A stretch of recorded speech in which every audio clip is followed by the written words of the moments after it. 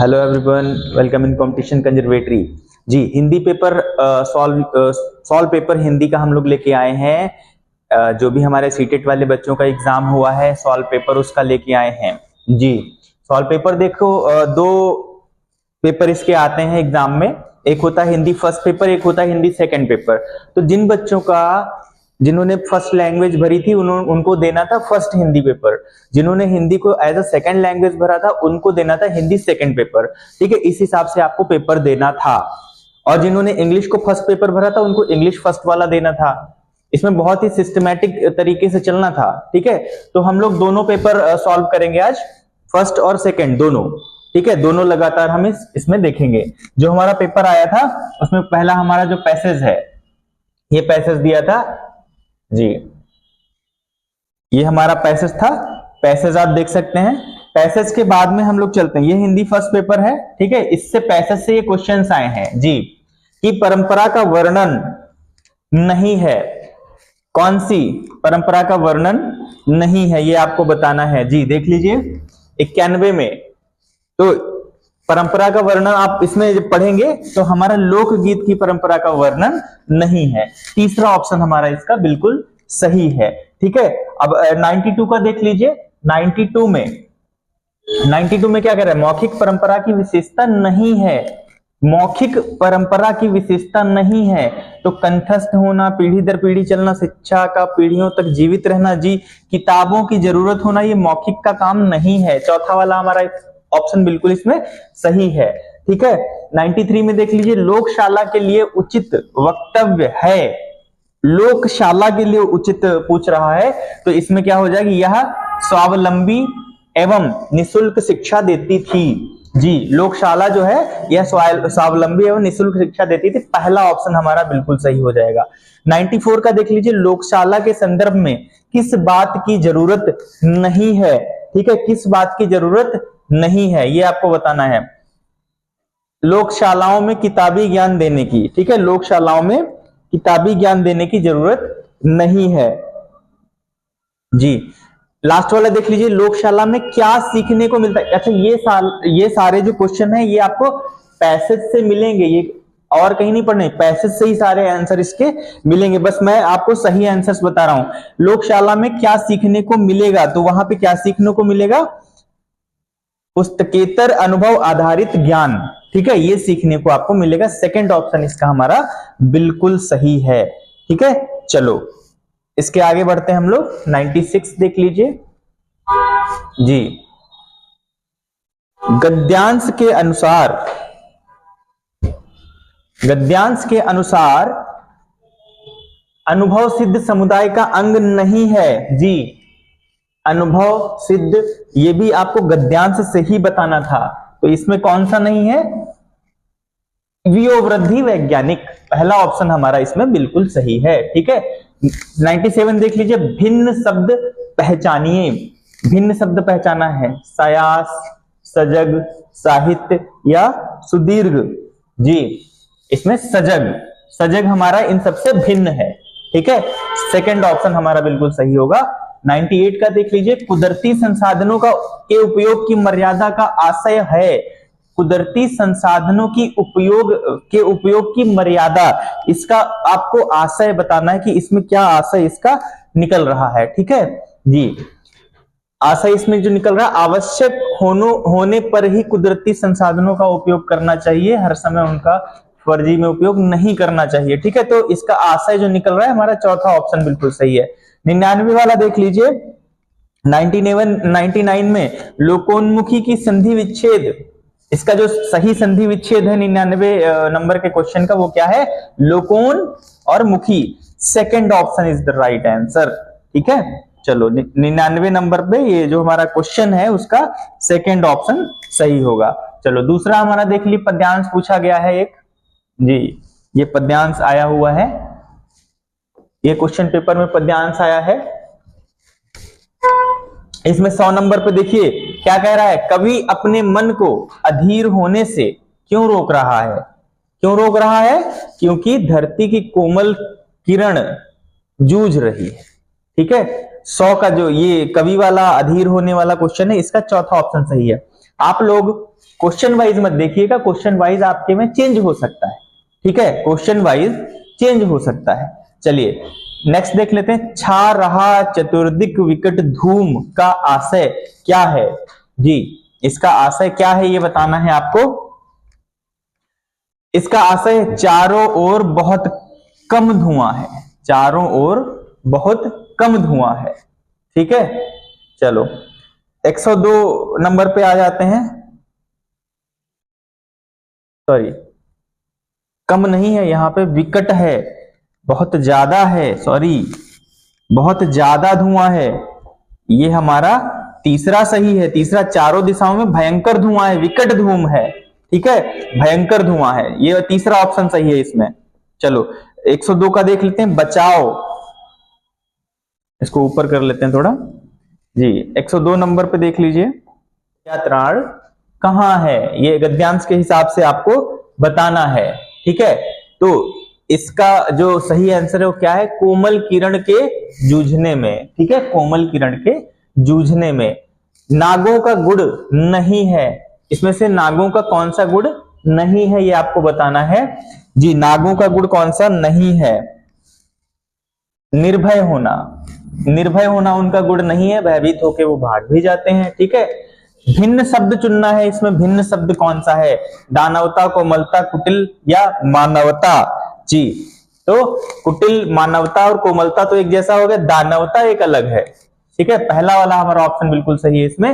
हो अधीर मत मानवते में कौन सा अलंकार है? जी आपको अलंकार बताना, इसमें कौन सा था? इसमें मानवीकरण है, मानव की बात हो रही है, ठीक है, मानवीकरण हमारा अलंकार इसमें छिपा हुआ था, ठीक है। चलो 106 नंबर पे आ जाते हैं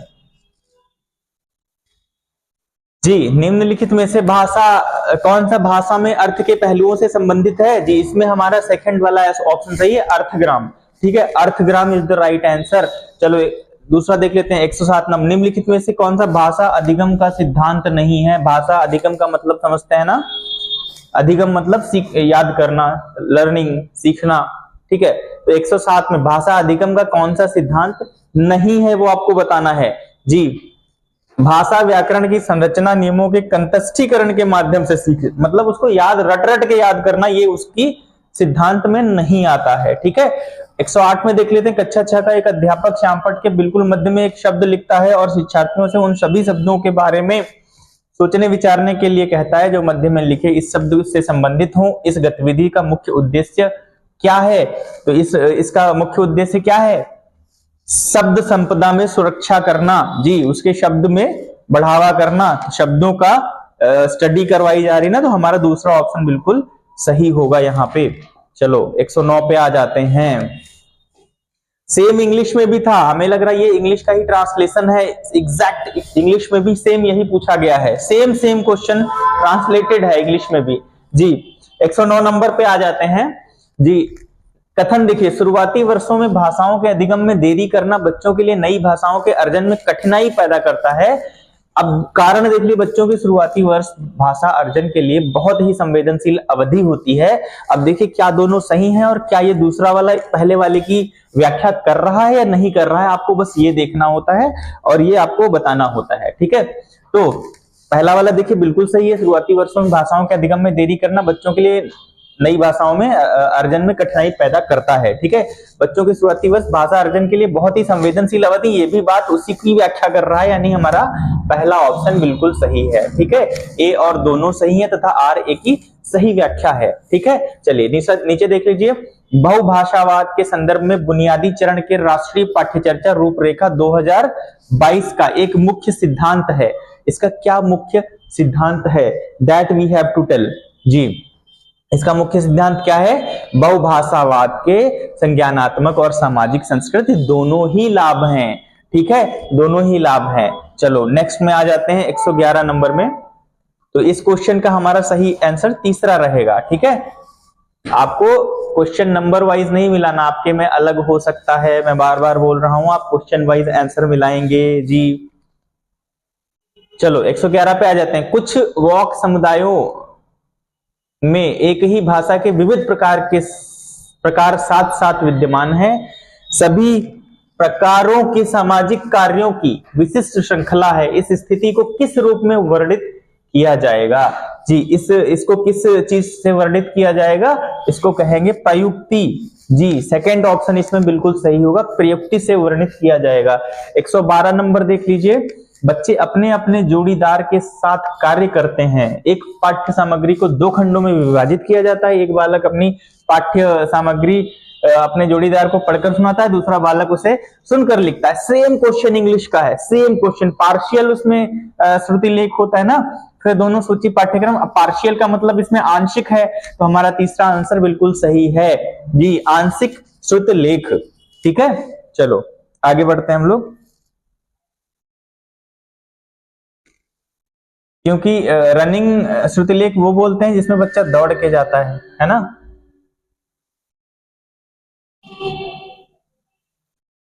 इसमें दौड़ने वाला है ही नहीं, तो यही हमारा आंशिक वाला बिल्कुल सही आंसर है। ठीक है, चलो आ जाते हैं हम लोग 113 नंबर पे।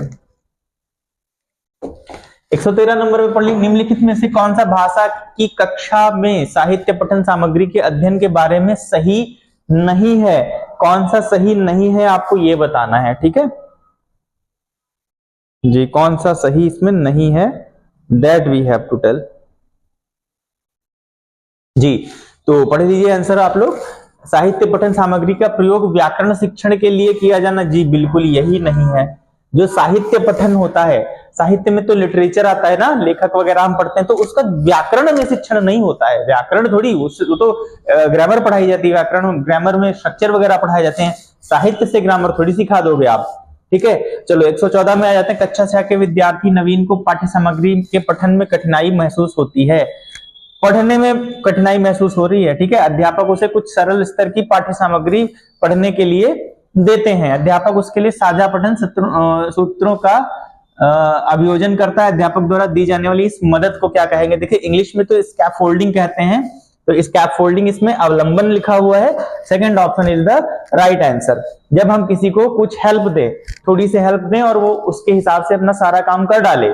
जैसे दीवार बनाते हैं, जब दीवार ऊंची होती है तो उसके लिए पार्ट बनाते हैं हेल्प के लिए, मिस्त्री उस पर खड़ा होके फिर ऊपर दीवार बनाता है, उसको बोलते हैं हिंदी में पार्ट बोलते हैं, इंग्लिश में उसको ही स्कैफोल्डिंग बोलते हैं। इंग्लिश में पार्ट वगैरह को स्कैफोल्डिंग बोलते हैं। तो वही बच्चे को आगे बढ़ाने के लिए थोड़ी सी हेल्प देना, उसी को स्कैफोल्डिंग बोलते हैं, हिंदी में अवलंबन बोलते हैं। ठीक है, वही हमारा सही ऑप्शन है। 115 पे आ जाते हैं। भाषा शिक्षण अधिगम का कौन सा उपागम इस मत में विश्वास करता है कि भाषा एक आदत है?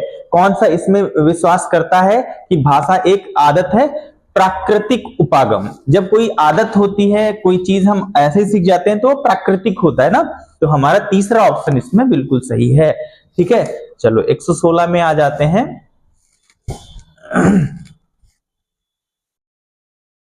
जी 116 नंबर में देख लीजिए सबसे ऊपर, एक बच्चे को अपठित गद्य खंड पढ़ने के लिए दिया गया है। बच्चे को इससे पढ़कर उस खंड गद्य खंड के नीचे लिखे प्रश्नों के उत्तर देने हैं। इस प्रकार के पठन को किस रूप में जाना जाता है? जी किस रूप में इसको जाना जाएगा? इसको बोलेंगे हम लोग विशिष्ट पठन। ठीक है, विशिष्ट पठन के नाम विशिष्ट पठन बोलेंगे नहीं, विस्तृत पठन बोलेंगे इसको,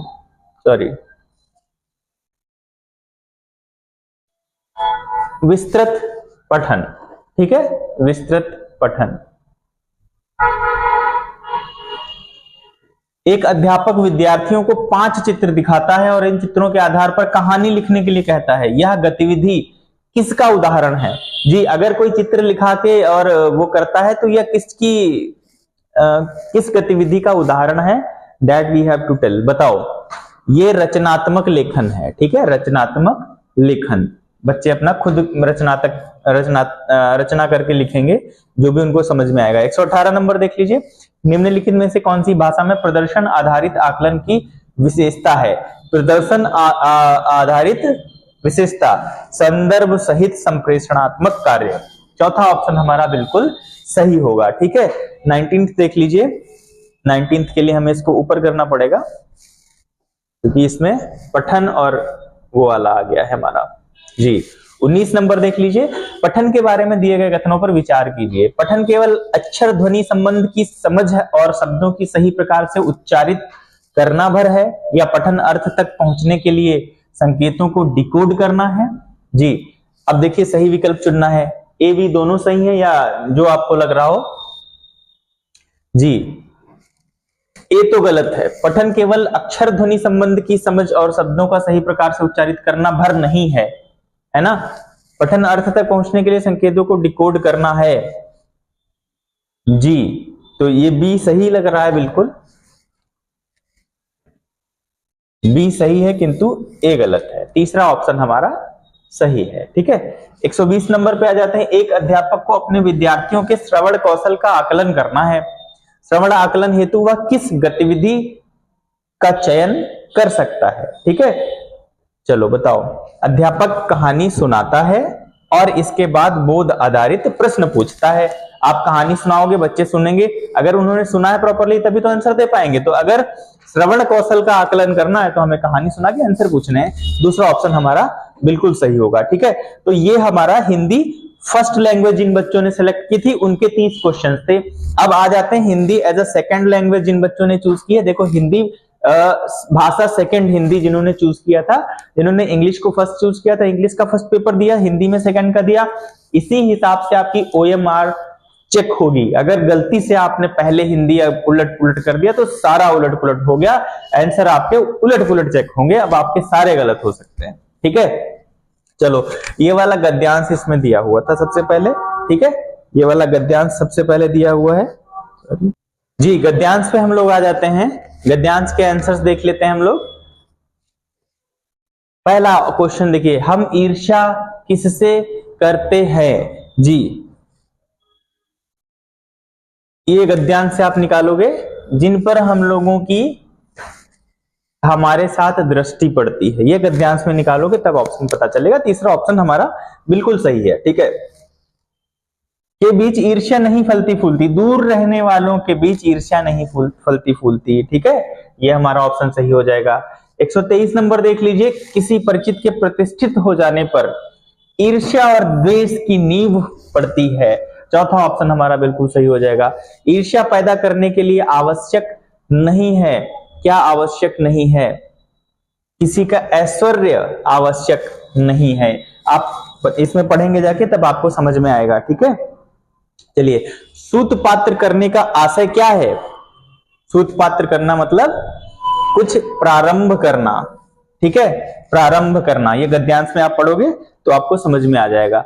लड़कपन के साथी की बढ़ती से कोई, लड़कपन के साथी से बढ़ती से कोई जलता है।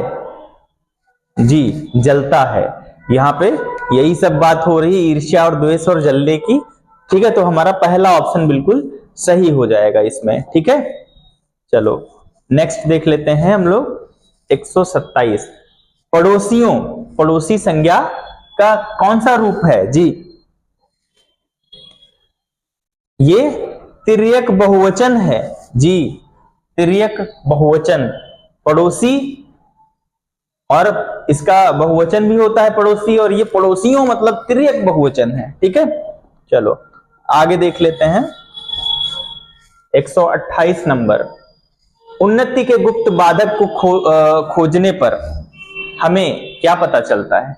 जब उन्नति के गुप्त बाधक को खोजने पर हमें क्या पता चलता है?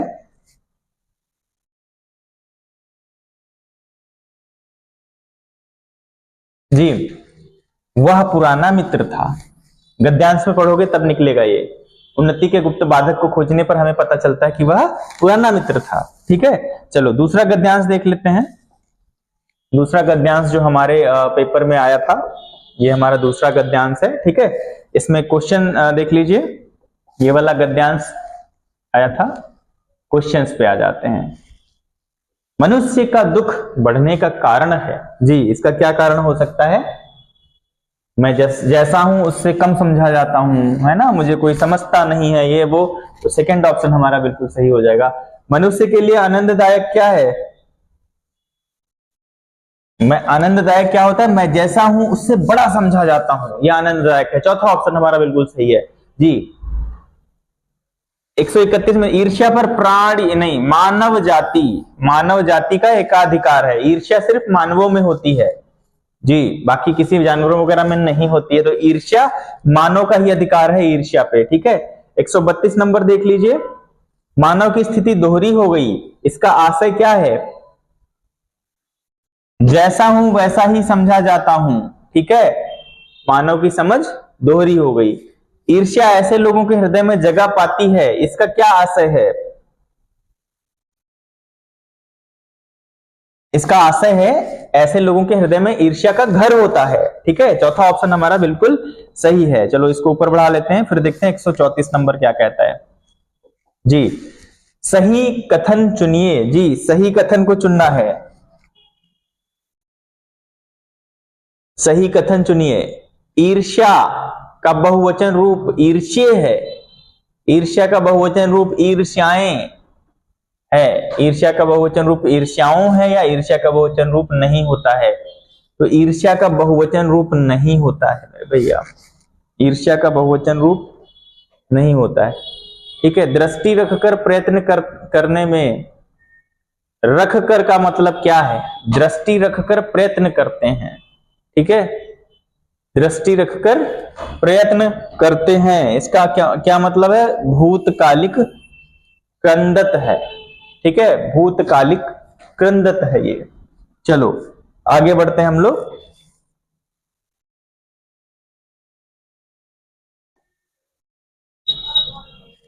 एक 136 नंबर पे आ जाते हैं। एक शिक्षार्थी बिना, अब ये सारे हमारे हिंदी पेडागोजी आ गई है। एक शिक्षार्थी बिना मदद के क्या कर सकता है और किसी वयस्क या अधिक समर्थ सहपाठी के सहयोग से क्या कर सकता है? इन दोनों के बीच की स्थिति को क्या कहेंगे, ये हमको बताना है। निकटस्थ विकास का क्षेत्र बोलते हैं इसको, निकटस्थ विकास का क्षेत्र जी। प्रमस्तिष्क में क्षति के कारण भाषा के कार्य में विकार, जिससे भाषिक स्वरूपों व नियमों को समझने और उत्पन्न करने में कठिनाई हो जाती है जी। तो इसका क्या हो जाएगा?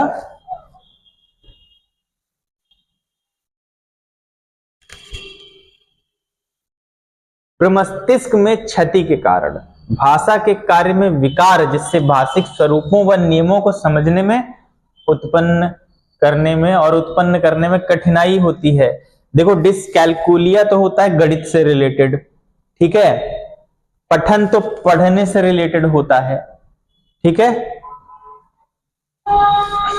तो हमारा चौथा ऑप्शन सही है, ठीक है। चौथा ऑप्शन हमारा बिल्कुल सही है इसमें, ठीक है। 138 में आ जाते हैं। उस प्रक्रिया का नाम बताइए जिसके द्वारा भाषा एक पीढ़ी से दूसरी पीढ़ी को स्थानांतरित होती है जी। इसको क्या बोलेंगे? इसको क्या बोलेंगे? 138 नंबर संस्कृति प्रसारण, पहला ऑप्शन हमारा बिल्कुल सही होगा इसमें जी। 139 वाला ऊपर बढ़ा लेते हैं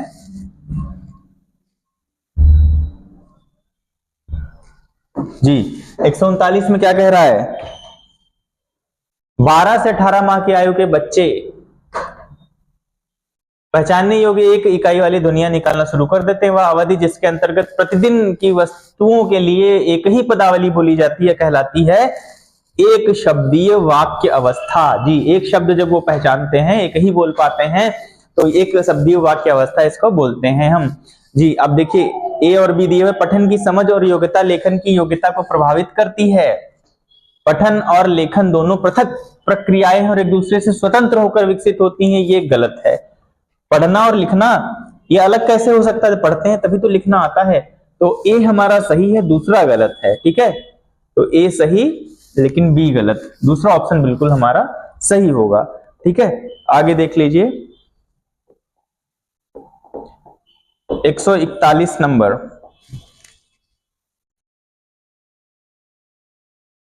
जी। सभी भाषाओं में कुछ सर्वसामान्य गुणधर्म होते हैं, इन्हें क्या कहते हैं? इन्हें कहते हैं भाषा सार्वभौमिक जी। भाषा सार्वभौमिक। 142 नंबर पे आ जाते हैं। किसी भी कक्षा में भाषिक विविधता की स्वीकार्यता, बच्चों के आत्मविश्वास में वृद्धि होगी और परिणाम स्वरूप उनकी कल्पनाशीलता और रचनात्मक में वृद्धि होगी, ठीक है। उद्गामी साक्षरता के संदर्भ में मुद्रित सामग्री के प्रति जागरूकता कौन सी विशेषता नहीं है? ठीक है, कौन सी विशेषता नहीं है? पूरे पूरे वाक्य पढ़ना आरंभ करना, ये इसकी विशेषता नहीं है। चौथा ऑप्शन हमारा बिल्कुल सही होगा। ठीक है, चलो आगे देख लेते हैं हम। 144 में आ जाते हैं। 144, नीचे बुनियादी चरण के संदर्भ में पठन कौशल के अधिगम प्रतिफल दिए गए हैं, उन्हें अनुक्रम में व्यवस्थित करें। इनको सीरियल वाइज लगाना है। संक्षिप्त खंड, उपयुक्त तान, अनुचित विराम, ध्वनि। अरे नहीं, बहुत ज्यादा दे दिए हैं। देखो सबसे पहले तो ये छोटा वाला आएगा बी। सबसे पहले बी किसमें आया? इसी में आया, हमारा यही ऑप्शन सही है, दूसरा वाला। ठीक है, फिर ये आएगा, उसके बाद में ये आएगा, तो यही बिल्कुल सही आंसर है। चलिए 145 में देख लीजिए, निम्नलिखित में से कौन सा विस्तृत श्रवण का भाग है? सुनने का भाग है, सॉरी नहीं है, सुनने का भाग नहीं है जी। निष्कर्ष निकालना ये सुनने का भाग नहीं है। ठीक है, सुनने का भाग नहीं है, निष्कर्ष निकालना, इसमें कुछ सुनना थोड़ी है। चलो 146 नंबर पे आ जाते हैं। 146 और 47 देख लीजिए जी। निम्नलिखित में से कौन सा कार्य पठन कौशल के आकलन हेतु प्रयोग में नहीं लाया जा सकता है? नहीं पे ध्यान दीजिएगा। पठन कौशल, पढ़ना, अध्यापक द्वारा कथावाचन होगा तो इसमें बच्चा कैसे पढ़ेगा? तो ये हमारा बिल्कुल सही ऑप्शन है।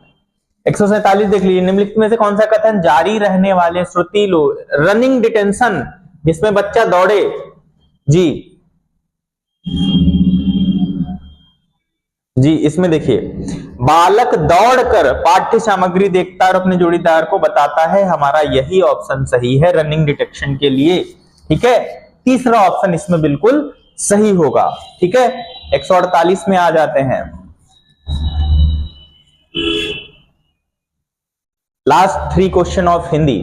बालक भाषा अर्जन की सहजता क्षमता के साथ जन्म लेता है। भाषा अर्जन के इस विचार बिंदु को किसके द्वारा समर्थन दिया गया है? किसके द्वारा दिया गया है? प्रकृतिवाद, प्राकृतिकवादी, नेटिविस्ट के द्वारा। ठीक है, 149 पे देख लेते हैं। प्रक्रिया लेखन, उपागम लेखन प्रक्रिया वह तत्व क्या कहलाएगा जिसके अंतर्गत लेखक और औपचारिक रूप से अपने कार्य को बेहतर स्तर पर पाठकों के लिए साझा करते हैं? ठीक है, तो यहां पे हम किससे बेहतर साझा करते हैं? प्रकाशन से, प्रकाशन करके बेहतर तरीके से साझा करते हैं। किसी पाठ्य सामग्री में आए कठिन शब्दों के संदर्भ में एक अध्यापक उस शब्द को मातृभाषा में बताता है और फिर विद्यार्थियों को याद करने के लिए कहता है। अध्यापक किस विधि का प्रयोग कर रहा है? जी, इसमें कौन सी विधि का प्रयोग कर रहा है? व्याकरण अनुवाद विधि। पहला ऑप्शन हमारा बिल्कुल सही है इसमें। ठीक है, तो ये हमारे हिंदी के दोनों पेपर थे, दोनों पेपर कंप्लीटेड है हिंदी के। हिंदी का जो 7 फरवरी को एग्जाम हुआ है उसके पेपर हैं ये। ठीक है, 7 फरवरी को पहली शिफ्ट का सेकंड वालों का जो पेपर था, पेपर सेकंड का ये है। ठीक है, चलो नेक्स्ट वीडियो में मिलते हैं। Thank you everyone, thanks a lot.